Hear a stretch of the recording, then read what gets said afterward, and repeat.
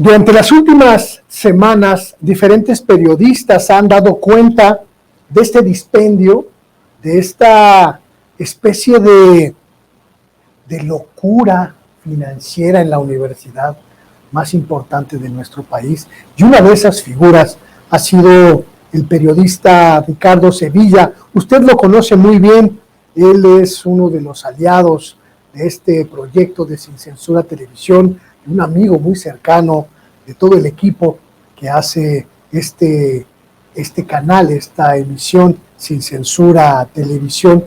Y hoy quisimos molestarlo unos minutos porque el día de su comparecencia, el día que el rector Graue pues, se presentó ante los diputados para notificarles su informe de gastos, el informe financiero de la universidad, pues el propio rector hizo un señalamiento muy grave, amenazando prácticamente con demandar a los periodistas que difundieron esta información, entre ellos pues nuestro colega, nuestro compañero Ricardo Sevilla.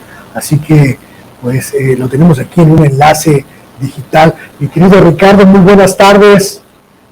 Muy buenas tardes, querido Luis Guillermo, gracias por la invitación y bueno, pues listo para conversar sobre estos dispendios, sobre estos gastos incongruentes absolutamente en la Universidad Nacional Autónoma de México, otrora la máxima casa de estudios, pero que hoy está tomada por la derecha, y Enrique Graue, galardonado, premiado en España, muy quitado de la pena. Un gusto saludarte a ti y a la audiencia, Luis. Estoy verdaderamente sorprendido, estimado Ricardo, no solo por las revelaciones en torno de este dispendio del rector de la universidad, que pues para muchos incluso puede llegar a ser hasta obsceno, verdaderamente obsceno, porque se trata de una autoridad universitaria que pues debería estar muy lejos de tener posibilidades de hacer gastos millonarios en la cuantía en la que se han revelado las diferentes informaciones, querido Ricardo, pero además porque supone que el muy opaco, muy oscuro, muy desconocido informe de gastos de la universidad podría ocultar muchísima corrupción.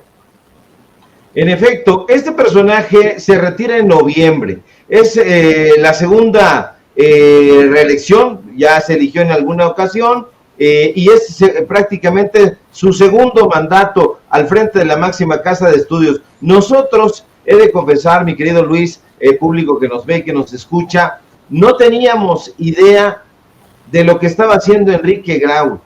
Y nosotros pensábamos que uno de los peores rectores en la historia de la UNAM había sido, y por mucho, Barnés de Castro, pero no habíamos revisado toda la serie de estulticias que hay dentro de la rectoría, que hay alrededor de las facultades, de las escuelas que componen la máxima casa de estudios, y comenzaron a salir revelaciones del personal universitario, de lo que se conoce como la comunidad universitaria. Alguien vino y de pronto nos dijo, ¿sabes qué, Sevilla? Está ocurriendo esto en el CCH Azcapo, como le dicen, o cariñosamente al CCH Azcapotzalco. ¿Y qué estaba ocurriendo en el CCH Azcapotzalco? Estaba ocurriendo acoso laboral, estaba en paro ese CCH y estaba ocurriendo en los baños al interior de ese plantel violaciones sexuales. Esto desde luego, y como nosotros lo hacemos, practicamos el periodismo social, inmediatamente le dimos cobertura y ahí empezaron a surgir una serie de revelaciones que prácticamente tienen a la UNAM en llamas. El rector Enrique Graue, Luis, puede decir lo que quiera, puede amenazarnos, puede amedrentarnos y decir que nos va a denunciar, como lo dijo con todas sus palabras el viernes 28 de abril, en la comparecencia que tuvo ante la Auditoría Superior de la Federación en la Cámara de Diputados. pero nosotros no vamos a quitar el dedo del renglón y no lo vamos a quitar, Luis, porque las cosas están que arden en la máxima casa de estudios, mientras este personaje está paseándose. Desde el sábado viajó a Madrid, en este momento está en España, hoy recibió en la Universidad de Sevilla el grado de doctor honoris causa y está muy, muy quitado de la pena, valiéndole, y perdón por el exabrupto, un cacahuate lo que está ocurriendo en la máxima casa de estudios. Parece que al rector Graue no le gustó que se revelara pues una serie de gastos, una serie de uso excesivo, diría yo, uso faraónico de recursos personales en algunos casos, pero también institucionales en muchos de ellos, y como bien comentas, Ricardo, pues se le fue a la yugular a los periodistas. Si me permites, vamos a poner precisamente este fragmento de la visita que hizo a San Lázaro, donde pues prácticamente, mi querido Ricardo, nos pone sobre aviso. Al uso, esta cantidad de infundios que apareció en una columna digital de uno de los medios de comunicación, me parece realmente grotesco e inverosímil. Reitero rotundamente mi rechazo a esta aceptación y reservo mi derecho de demandar al reportero correspondiente por la forma en que se introdujo primero en las tarjetas personales, que por supuesto no uso en esas dimensiones, jamás he visto dinero junto. Y voy probablemente a evaluar el demandar a este tipo de personas que tienen un interés muy claro en las circunstancias que vivimos, que es demeritar la figura de la rectoría. Por supuesto, es imposible realizar 400 viajes internacionales a 5 países en 8 años. Se me hace realmente increíble, es imposible humanamente conseguirlo y hacerlo. Y aparte, los viajes del rector se pueden obtener por transparencia, al igual que mis salarios. Pueden pedirlo con los gastos de viaje, con los boletajes correspondientes de aviones. Esto, de hecho, periódicamente se hace. Así que, si existen dudas por ese reportero, lo invito a que lo solicite. ¿Qué opinión te merece, Ricardo? Este primer señalamiento me parece un poco vulgar, mi querido Ricardo. Suponer o presuponer y hacerlo público que hay intereses en los periodistas de desacreditar al rector de la universidad.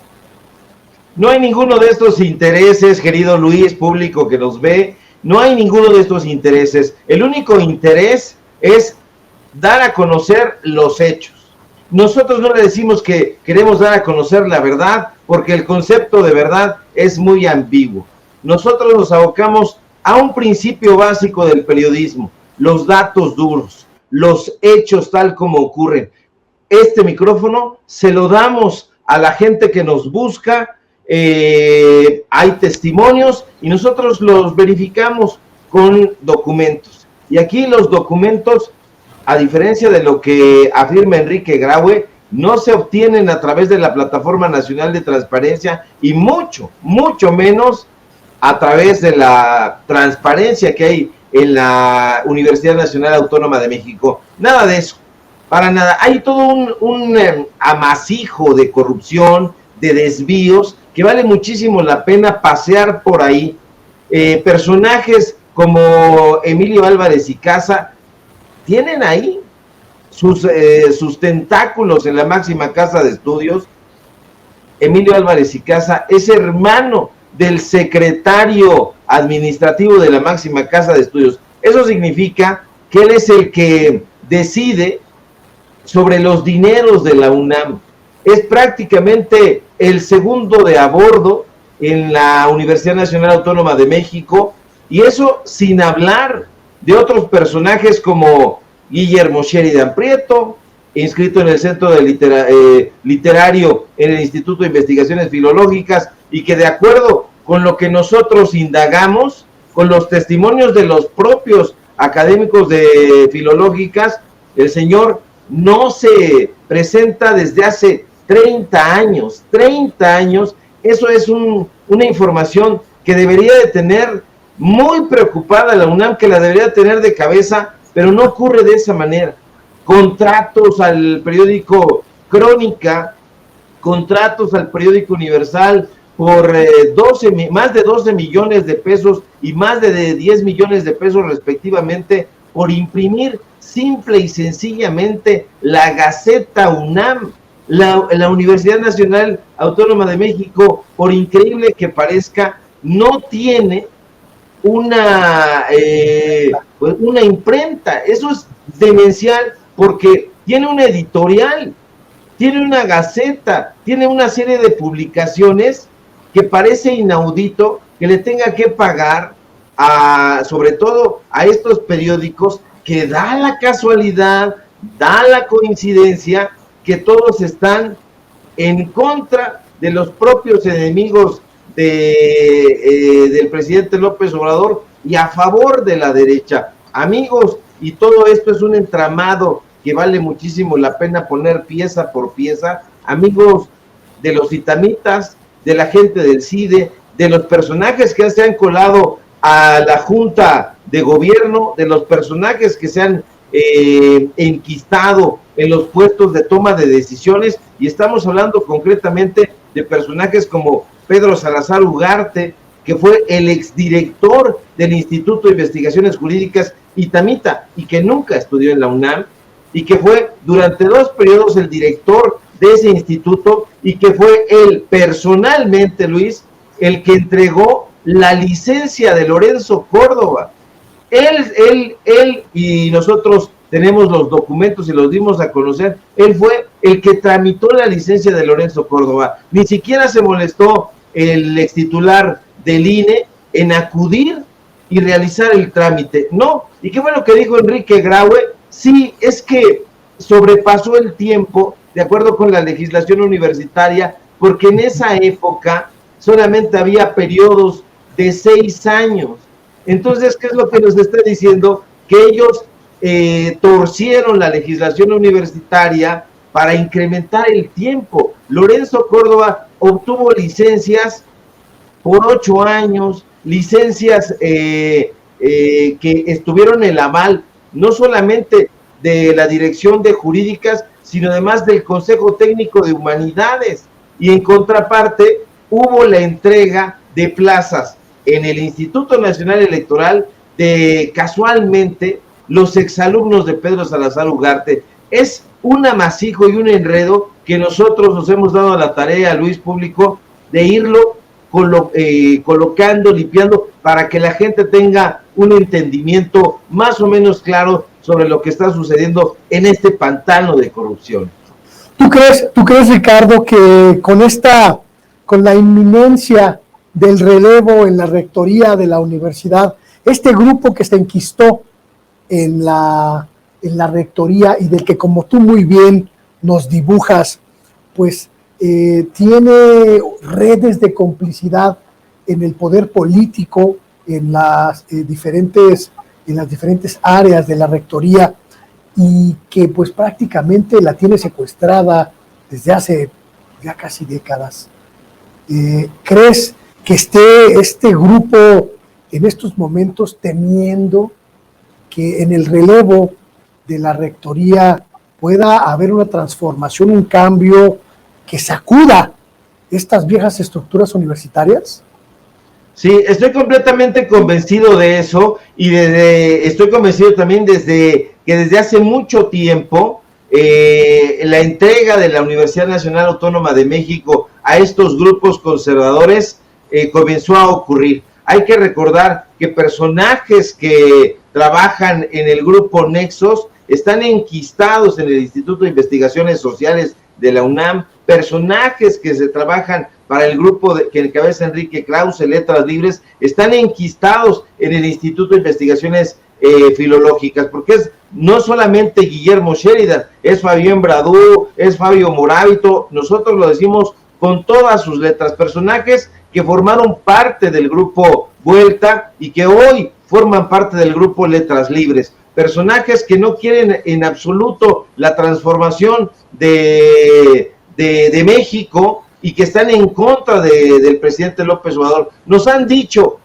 que trabajamos para el presidente López Obrador y que somos una suerte de palafreneros. Nada de eso somos, y prueba de ello es que nosotros estamos colocando, como se forma un buen reportaje, y tú lo sabes mejor que nadie, citando, prácticamente nosotros desaparecemos de la escena y le damos el micrófono a los estudiantes, a los académicos, a los profesores, a las profesoras. Ahora mismo, antes de entrar al programa, estaba yo conversando con una académica de la misma casa de estudios, que nos estaba platicando lo que estaba sucediendo por ahí, directivos, y hay fotografías y las vamos a dar a conocer, que están durmiendo, pero no metafóricamente ni en sus laureles, están durmiendo ahí con la boca abierta. Es increíble, pero ellos forman parte de esa élite dorada. Hay quien nos ha dicho, no existe la élite dorada. Por supuesto que sí, hay una élite burocrática, hay personajes de la burocracia dorada que están cobrando sin aparecer.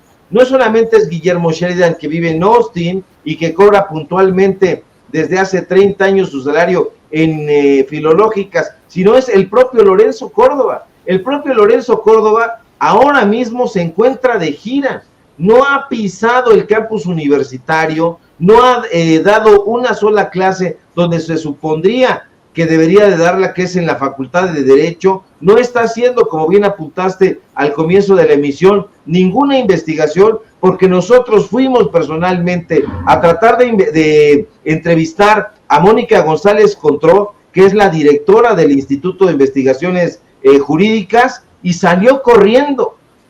Le preguntamos si estaba Lorenzo Córdoba a las personas que están ahí.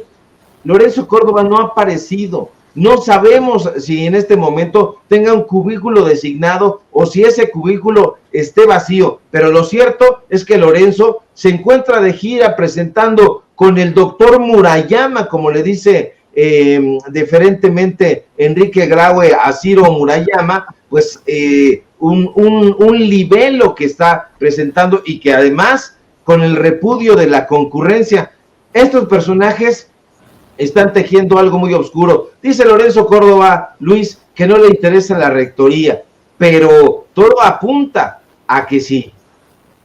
Hay ya en la universidad, tú lo mencionabas hace unos momentos, gente inconforme, gente que está pues prácticamente harta de este régimen de la monarquía, una especie de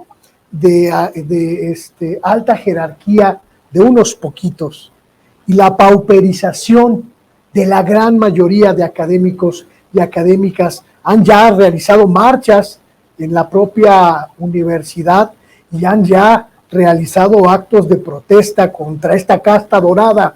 Mi querido Ricardo, ¿crees que este movimiento que está surgiendo en la UNAM en contra de la rectoría y en contra de la casta dorada de la universidad pueda en algún momento poner en jaque a este grupo que se apañó la universidad, que secuestró la universidad?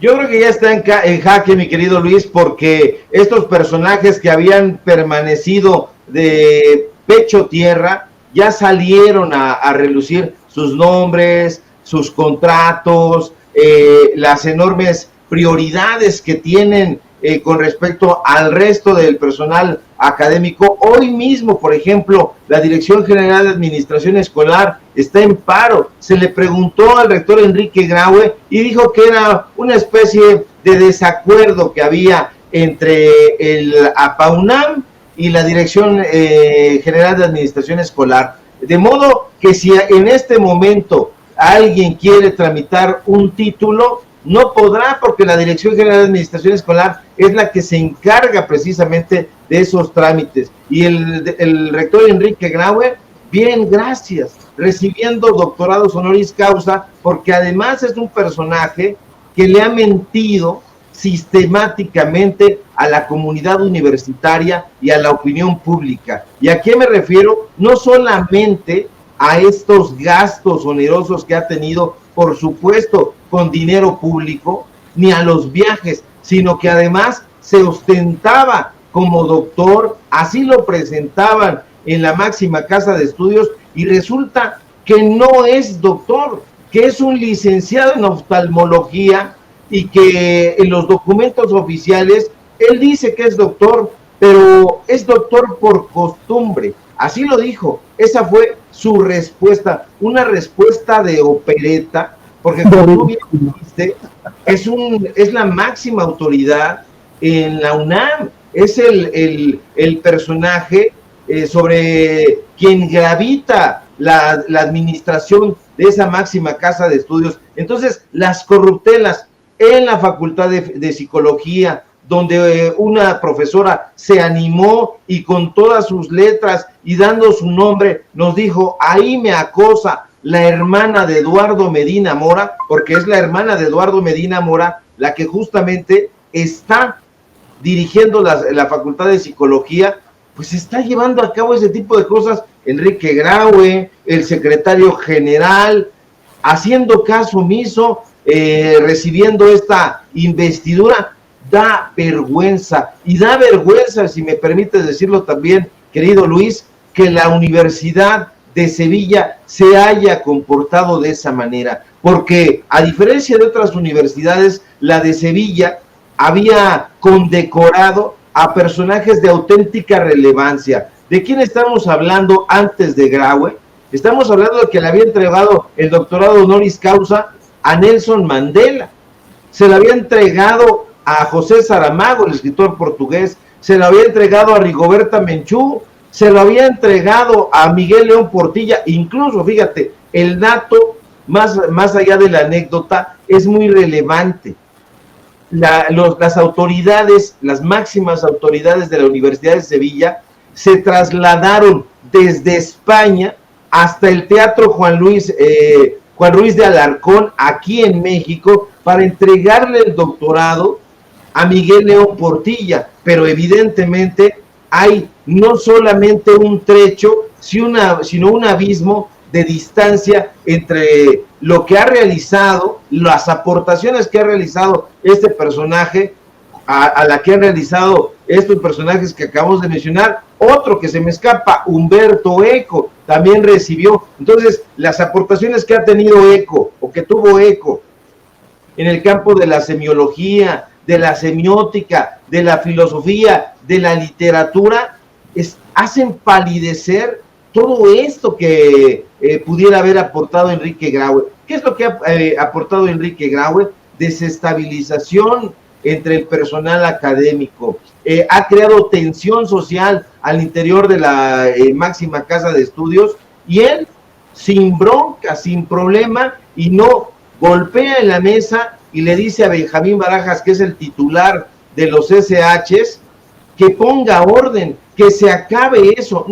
No hay papel higiénico en los SHs, ni en las escuelas nacionales preparatorias, ni en las facultades, no hay ni agua, pero sí hay más de 12 millones de pesos para hacerle campaña a favor o a modo en el Universal, en Crónica. Para eso sí hay dinero, y nos dicen, querido Luis, que nosotros somos desestabilizadores. Así, en un comunicado, Néstor Martínez Cristo, el titular de la Dirección General de Comunicación Social de la UNAM, nos tildó de desestabilizadores. Para ellos, nosotros somos los desestabilizadores y no ellos, que han inundado de corrupción a la UNAM.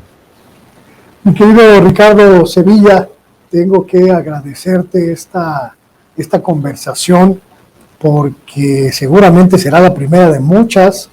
No sé si preguntarte si tienes alguna inquietud por la posibilidad de que cumpla su amenaza el rector de la universidad, sería prácticamente un acto sin precedentes que el rector de la máxima casa de estudios atentara contra la libertad, no solo de expresión, sino también de información, que atentara contra los artículos 6º y 7º de nuestra Constitución, que protegen y custodian el derecho que tenemos de decir y también de informar. Pero pues te lo tengo que preguntar porque está en el candelero. ¿Crees que cumpla su promesa de demandar a periodistas el doctor Graue? Yo creo que no, querido Luis, creo que simple y sencillamente se trató de una bravata, de una suerte de amedrentamiento, pero nosotros estamos curados de espantos, como se diría en la jerga común, que es la jerga del pueblo de México, y nosotros no tenemos ningún miedo, estamos al contrario, muy interesados en que llevara a cabo su amenaza, porque eso significaría no solamente que nos demandara a nosotros como periodistas, sino también a los académicos, a los profesores, a los estudiantes, a los investigadores, a las escuelas que se han acercado a nosotros y que se tiene registro precisamente de ello, que están llevando a cabo pues estos testimonios. Ya están hasta el gorro de lo que sucede en la UNAM, y nosotros lo único que estamos haciendo pues es colocarles el micrófono para que ellos puedan expresarse. ¿Y qué aportamos?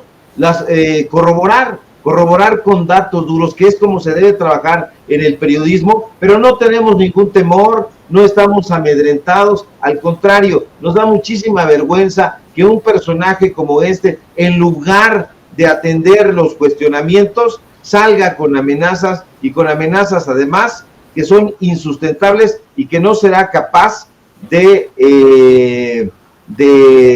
responder como lo ha hecho. Estaremos atentos en cualquier caso, y es un gusto platicar contigo, querido Luis, y esperemos que en efecto sea la primera de muchas conversaciones. Mi querido Ricardo Sevilla, muchísimas gracias, y bueno, públicamente te digo lo que ya en privado también he hecho, mi respaldo absoluto en esta intentona de censura, en esta, como tú bien dices, bravuconada, en esta bravata de pandillero a la que pues tuvo a bien apegarse hoy en esta circunstancia el rector de la máxima casa de estudios, que ahora parece el rector de la máxima casa de pillos. Muchísimas gracias, mi querido Ricardo, y estamos ahí para cualquier circunstancia. Gracias a ti, querido Luis, y gracias por la invitación. Saludos a la audiencia de tu programa, saludos a la audiencia de Sin Censura, y un fuerte abrazo. Hasta pronto, querido Ricardo, gracias.